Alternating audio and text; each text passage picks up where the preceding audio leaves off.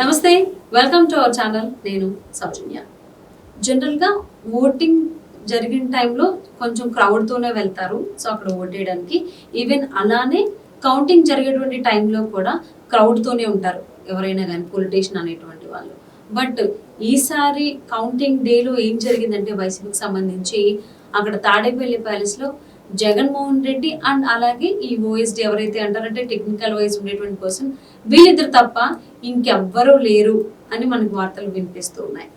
మరి చాలా మంది జగన్మోహన్ రెడ్డి మాట్లాడకుండా వేరే వాళ్ళని అంతకు ముందు కలిసి ఆ తర్వాతే జగన్మోహన్ రెడ్డి దాకా, అది కూడా అవసరం అయితే వీళ్ళు ఒప్పుకుంటేనే అని చాలా, ఈవెన్ అభ్యర్థుల ఎంపికలో కూడా చాలా మంది సజ్జలు కావచ్చు, దామోదర్ రెడ్డి కావచ్చు, వీళ్ళందరూ ఫిల్టర్ చేసిన తర్వాతే జగన్మోహన్ రెడ్డి దాకా వెళ్ళేది. మరి వీళ్ళెవ్వరూ కూడా ఇప్పుడు లేరు తాడేపల్లి ప్యాలెస్ లో కౌంటింగ్ జరుగుతున్న టైంలో. మరి ఏం జరిగింది వీళ్ళందరికీ కూడా? ఈ అంశానికి సంబంధించి వారి విశ్లేషణని మనతో పంచుకోవడానికి ఈ రోజు మనతో పాటు ఉన్నారు CBN forum founder and general secretary Genex Amar గారు ఉన్నారు. వారితో మాట్లాడదాం. నమస్తే అండి. నమస్తే. సో కౌంటింగ్ టైంలో జనరల్లీ పార్టీ కార్యాలయం అంతా వాళ్ళ క్యాడర్ తోని, వాళ్ళ అభిమానులతో, వాళ్ళ శ్రేణులతో నిండిపోయి ఉంటుంది. సో టీడీపీ కార్యాలయాలు చూస్తే మనకి ఎలా ఉండాలి అనేది ఇంకెక్కువగానే ఉన్నారు యాక్చువల్లీ చెప్పాలి అని అంటే. బట్ తాడేపల్లి ప్యాలెస్ చూసుకున్నట్లయితే ఆ తాడేపల్లి ప్యాలెస్ లో జగన్మోహన్ రెడ్డి అలాగే తనతో పాటు ఆ ఓఎస్డి తప్ప ఇంకెవ్వరూ లేరు. ఈవెన్ సజ్జలు కూడా జగన్మోహన్ రెడ్డితో లేరు అని చెప్పి టాక్ వినిపిస్తోంది. సో ఇది ఎంతవరకు వాస్తవం? అసలు ఎందుకు ఇలా వైసీపీ నేతలు బాయ్కట్ చేశారనుకోవాలి? డిజాస్టర్ అండి. అది డిజాస్టర్ అయిన తర్వాత ఇప్పుడు పదవి ఉన్నప్పుడు, ప్రభుత్వం ఉన్నప్పుడే అందరూ ఉంటారు, భజన బ్యాచ్ ఉంటారు కదా. ఆల్రెడీ నిన్నటికి అది డిక్లేర్ అయిపోయింది. కానీ ఇంత పరాజయం ఘోరం అని అనుకోలేదు వాళ్ళు. అట్లీస్ట్ ఒక 20 or 30 వస్తాయి అనుకున్నారు. ఈ సిచ్యువేషన్లో ఇంకా వాళ్ళు ఇంకా ఫేస్ అసలు ప్రెస్ ముందుకు రాలేరు. ఇప్పుడు రామ్ గోపాల్ వర్మ ఇప్పుడు ఏదైనా మూవీ చూస్తే ఒకళ్ళిద్దరే ఉంటారు హాల్లో, ఫస్ట్ షో కానీ మార్నింగ్ షో. ఎంత డిజాస్టర్ ఉంటుందో దానికన్నా 100 రెట్లు డిజాస్టర్ ఇది. పార్టీయే ఉండదు, ఇంకా ఆ పేరే ఉండదు ఇంకా.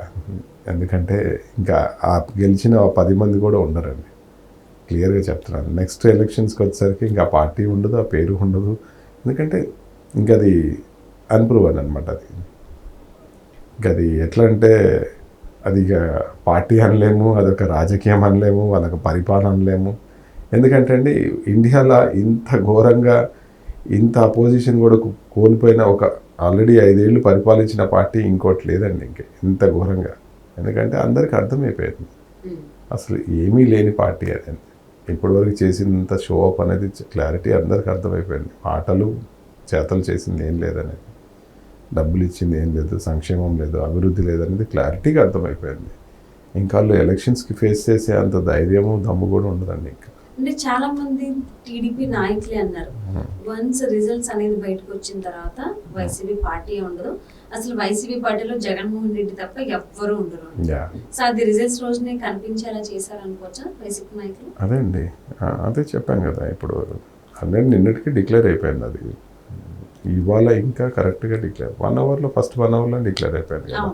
ఆ గ్రాఫ్ అలా సెకండ్ రౌండ్ కి కంప్లీట్ గా పిక్చర్ క్లారిటీ వన్ సైడ్ అయిపోయింది. ఇక్కడ ఎందుకంటే ఇక్కడ 0, 1, 2, 3, 50, 60 దాకా వెళ్ళిపోయింది. వాళ్ళు ఇంకా నెంబర్ కూడా కౌంట్ స్టార్ట్ కాలే అప్పటికి 1. కాబట్టి క్లారిటీ అర్థమైంది. ఒక్కొక్కరు జారుకుంటారు మెల్లగా. ఎందుకంటే ఇంకా వాళ్ళు బయట తిరగలేరు, బయట ఫేస్ చేయలేరు ఇంకా పబ్లిక్ని. అది వాళ్ళ పరిస్థితి. సో అందుకనేనా అది తట్టుకోలేక ఏదో ధైర్యం చేసుకుని కౌంటింగ్ సెంటర్లకి స్టార్టింగ్ అయితే వచ్చారు. బట్ మధ్యలో సెకండ్ రౌండ్ కి చాలా మంది వైసీపీ అభ్యర్థులే కౌంటింగ్ సెంటర్ నుంచి బయటకు వచ్చేసేయడం జరిగింది. అది 4 రోజుల కిందనే, వారం రోజుల కిందనే కౌంటింగ్ సెంటర్కి ఎవరు అభ్యర్థులు దొరకక లేక ఇబ్బంది పడుతున్న టైంలో వాళ్ళు ఆరామస్తంతో వాళ్ళు ఏం చేశారో ఏంటో ఒక సర్వే, రివర్స్ సర్వే ఇవ్వటం వల్ల అభ్యర్థులు దొరకటం కానీ అభ్యర్థుల కాన్ఫిడెన్స్ కొంచెం క్రియేట్ చేయగలిగినారు. అసలు ఇవాళ మార్నింగ్ ఎవరు ఉండేవాళ్ళు కాదు ఆరామస్తన్ సర్వే వాళ్ళు ఇవ్వకపోతే. అంటే కౌంటింగ్ సెంటర్ నుంచి మార్గాని భరత్ వెళ్ళిపోయారు, కొడాలి నాని కూడా చాలా సైలెంట్ గా వెళ్ళిపోయారు. ఇంకెందుకంటే వాళ్ళకి అర్థమైపోయింది వారు వన్ సైడ్ అనేది వాళ్ళకి అర్థమైపోయింది. కాబట్టి కౌంటింగ్ సెంటర్స్ లేరు అసలు. ఇవాళ మార్నింగ్ కౌంటింగ్ సెంటర్లో వాళ్ళ మనుషులు ఉండేవాళ్ళు కాదు ఆరామస్తన్ రిపోర్ట్ ఇవ్వకపోతే. ఎందుకంటే ఎవరు ఉండేవాళ్ళు కాదు. వాళ్ళు మేనేజ్ చేసి, ఇన్ఫ్లుయెన్స్ చేసి ఆరామస్తన్తో రిపోర్ట్ ఇప్పించి ఎందుకంటే వాళ్ళ అభ్యర్థులు కౌంటింగ్ కనీసం ఈ 10 సీట్లన్నా 9 అన్న వస్తున్నాయంటే అభ్యర్థులు కావాలి కదా, చూసుకునే వాళ్ళు కావాలి కదా, ఎవరికి ఎన్ని ఓట్లు అనేది. అకౌంటింగ్ ఏజెంట్లు కావాలి. ఎండింగ్ వాళ్ళు కనీసం వాళ్ళ కోసం అని చెప్పి ఆరామస్తాన్ని మేనేజ్ చేశారు. ఎలా ఇన్ఫ్లుయెన్స్ చేశారో వీ డోంట్ నో. అలా చేయటం వల్ల కొంచెం మధ్యాహ్నం వరకు అన్నా కౌంటింగ్ ఏజెంట్లు మధ్యాహ్నం నుంచి అందరూ వదిలేసి వెళ్ళిపోయారు. కౌంటింగ్ ఏజెంట్లు వదిలేసి వెళ్ళిపోయారు, ఎమ్మెల్యేస్ వదిలేసి వెళ్ళిపోయారు. అర్థమైపోయింది స్టోరీ. ఇదంతా వార్ వన్ సైడ్ అనేది క్లియర్గా అర్థమైపోయింది. ఏం 70,000, 80,000, 1,00,000, 2 లక్షలు. అమలాపురం ఎంపీ గారు ఉన్నారు హరీష్ గారు, ఇప్పటికే 3 లక్షల మెజారిటీ ఉంది. అది ఇంకెంతకి వెళ్ళిపోతుంది అది. ఎందుకంటే క్లారిటీ ఉందండి అది. ఇంకా ఆయన ఒక్కడే మిగిలిపోతాడు. ఇంకా అక్కడ ప్యాలెస్, తాడేపల్లి ప్యాలెస్లో ఆయన ఒక్కడే మిగిలిపోతాడు. అంతకుమించి ఇంకెవరు ఉంటారు ఆయనతో ఇంకా.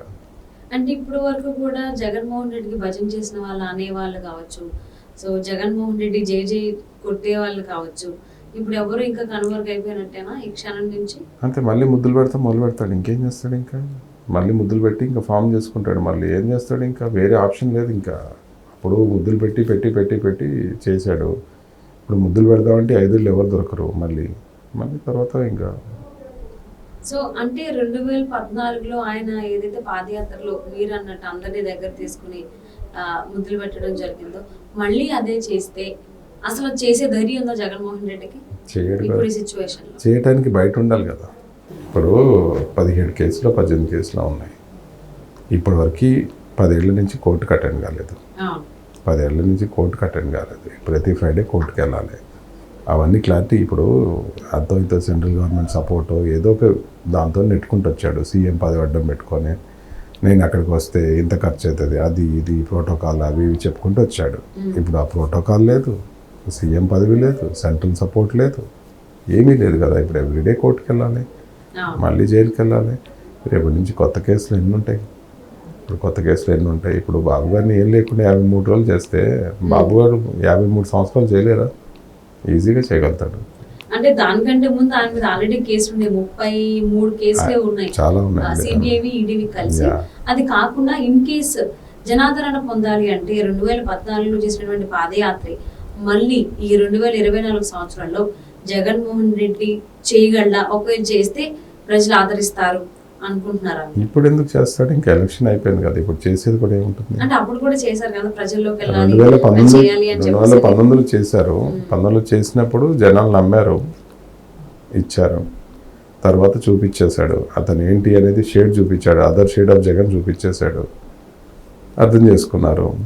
ఇంకా ఇప్పుడు రాడు కదా. మళ్ళీ 2029లో రావాలని ట్రై చేసినా కానీ జనాలకు అర్థం. అప్పటి వరకు కేసెస్ నుంచి బయటపడి దేశం పారిపోతాడో, జైల్లో ఉంటాడో, లేకపోతే ఇంకేమవుతుందో చాలా ఉన్నాయి ఇంకా. ఎందుకంటే చాలా కేసెస్ ఉన్నాయి కదా ఇప్పుడు. అప్పటికి పార్టీ ఉంటుందో ఉండదో, అసలు పార్టీ వాష్అవుట్ అయిపోద్దో, చాలా ఉన్నాయండి ఈక్వేషన్స్. సో ఈ మాట ఆల్రెడీ ముందే అన్నారు, ఎలక్షన్స్ ముందే. రిజల్ట్స్ వచ్చిన తర్వాత జగన్మోహన్ రెడ్డి పార్టీలో ఆయన తప్ప ఎవరు ఉంటారని, రిజల్ట్స్ రోజునే తాడేపల్లి ప్యాలెస్ లో ఆయన తప్ప ఇంకెవరు లేరు. సో మరి ఇప్పుడు సిచ్యువేషన్, వైసీపీ నాయకుల పరిస్థితి ఏంటి? వాళ్ళు ఎటువైపు అడుగులేస్తారు? జగన్మోహన్ రెడ్డి ఏం చేస్తాడు? ఒంటరిగానే చూద్దామండి. Thank you so much. Thank you అండి.